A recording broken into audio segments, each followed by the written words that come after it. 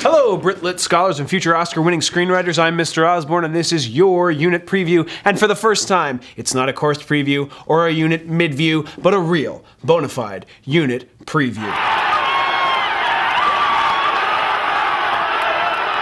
Get ready, because this one's a doozy. Today is all about the Renaissance, a word derived from the Klingon roots ren, meaning a small, irritable cartoon chihuahua, and essence, meaning... Ooh, Mr. Osborne, I don't have anything to say, but test audiences find me hilarious and oddly endearing. Oh, young Mr. Osborne, enjoy it while it lasts. Someday, you'll be me.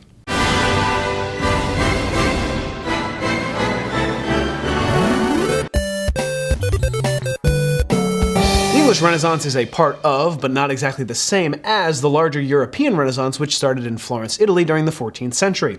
The French term Renaissance literally means rebirth, and artistic movements in Italy at that time sparked a rebirth of interest in art and literature that spread across Europe. But the Renaissance didn't make it to England for another 100 years.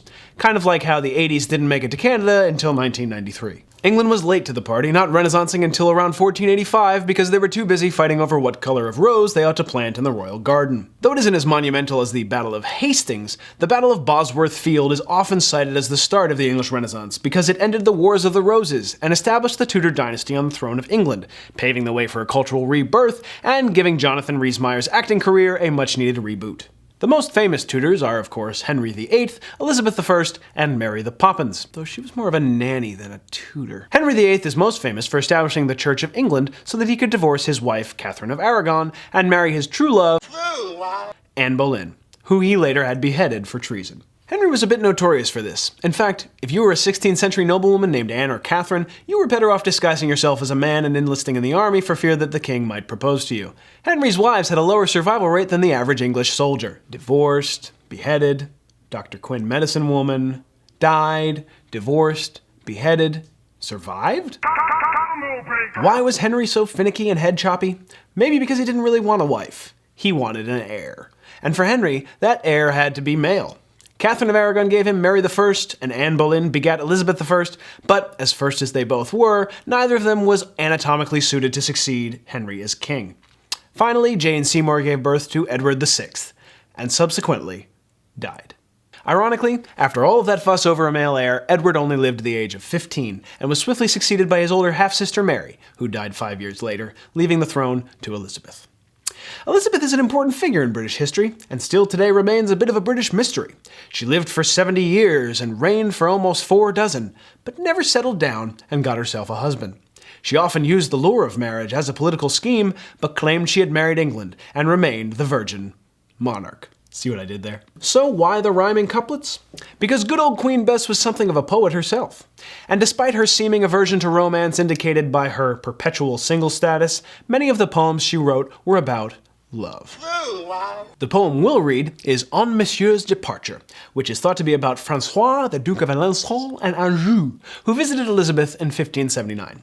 The two apparently hit it off. Elizabeth even referred to Frank as her frog, which I guess wasn't an offensive term for French people at that time. But Frankie Frog had to leave for Dover when he received news of a friend's death in France, and it is supposed that Elizabeth wrote Monsieur in response to his leaving. Not my frogs, please! The poem's a bit more eloquent than that. She uses poetic language, similes, and alternating couplets to express her sadness. Or does she? Remember that we cannot assume the speaker of the poem to directly represent the poet herself. Elizabeth was highly educated and may have been assuming a persona other than her own. Maybe her seeming passionate ode to unrequited love is merely a facade to mask her steeled determination to remain married only to her country. It's something to think about. While Elizabeth's poem is highly structured, it does not fit the parameters of an English sonnet, otherwise known as a Shakespearean sonnet. So Shakespeare invented the sonnet? Nope. The English sonnet? Not even close. The English muffin? Go stand in the corner.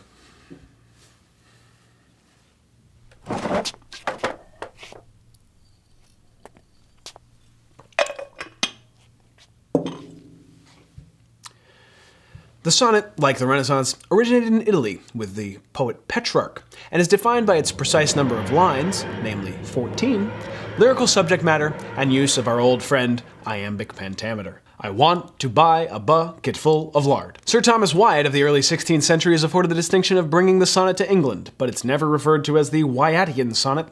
The Earl of Surrey formulated the structure that would typify the English sonnet, but no one calls it a Surreyan sonnet either. Shakespeare, glory hog that he was, just had to go and write 154 of them and become so famous for its use that they named the whole stinking style after him. Come on, Shakespeare, being the world's greatest playwright wasn't enough for you? You had to have the sonnet too? We'll be reading some Italian sonnets by Petrarch and a few English sonnets by Spenser. Yes, we're going to read some Shakespearean sonnets too. My personal favorite is Sonnet 130, where Shakespeare shows he knows how to charm a lady. In some perfumes is there more delight than in the breath that from my mistress reeks. Take notes, gentlemen. If you want to woo a lady, tell her that her breath reeks. Of course, the bard isn't really insulting his subject. He's using vivid imagery to present a contrast between the ideal standard of beauty and the reality of this woman's appearance.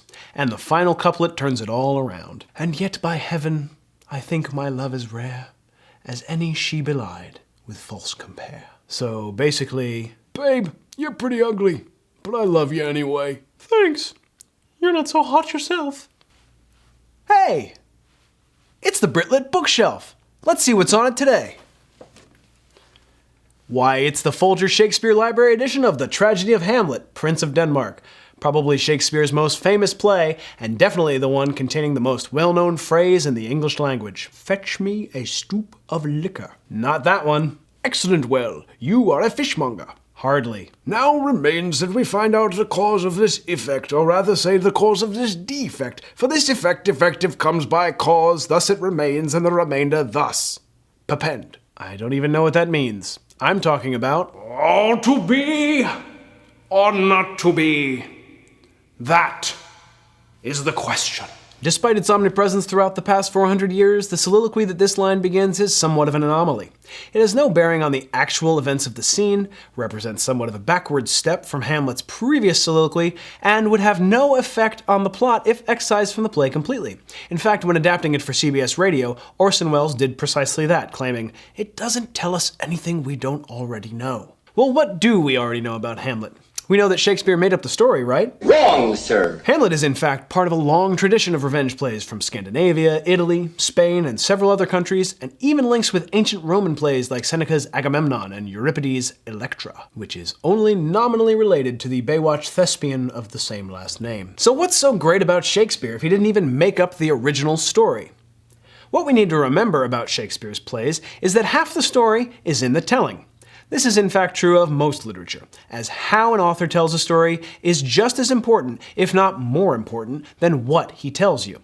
Which is why reading this is not equal to reading this.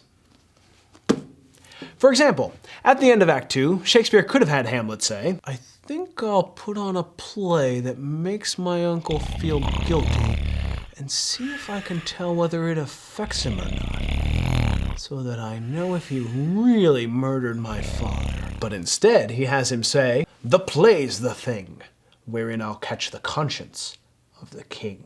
The language of Shakespeare, which ironically is what struggling students complain about the most, is actually the most vital element of Shakespearean drama. Nobody goes to see his plays for the special effects or the twist endings. Can you believe it was all a dream? He was dead the whole time? Darth Vader was Luke Skywalker's father? They go to see stories told well, and in that respect, Shakespeare always delivers. That's not to say that the plot of Hamlet isn't interesting. Quite the opposite. It has ghosts, sword fights, secret spies, evil kings, a guy named Cornelius, and lots of murders. Man, this is a pretty morbid episode. But maybe it's fitting that so many royals die in Hamlet when you consider how the English Renaissance itself ended. The rich prosperity and peace of the Elizabethan era gave way to turmoil in the mid-17th century, and a series of civil wars eventually led to the arrest, trial, and execution of King Charles I, effectively ending England's monarchical system for good.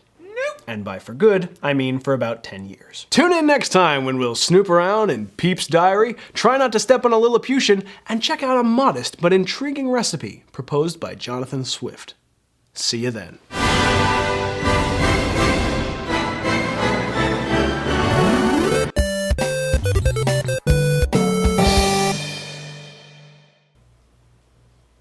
Can I sit down now?